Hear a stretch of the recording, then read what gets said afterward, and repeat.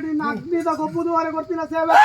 ಸಂಸಾರ ಭಕ್ತಿಗೆ ಗೊತ್ತಿನ ಪರಿಕದ ಸೇವೆ ವರಿ ಸೇವೆಯನ್ನು ಮಾಯದ ಭಂಡಾರು ಸ್ವೀಕಾರ ಮಲ್ತುಕೊರ್ಲ ಸಂಸಾರ ಗಂಜ ತಿಂಚನ್ನು ನುಡಿಗೊರ್ಲ ನುಡಿಗಟ್ಟನ್ನು ತೀರ್ಮಾನ ಮಲ್ತಂದ ಅಗ್ನಿ ಮಿತ್ತು ಸ್ವಾಮಿಗೆ ಅರ್ಪಿನ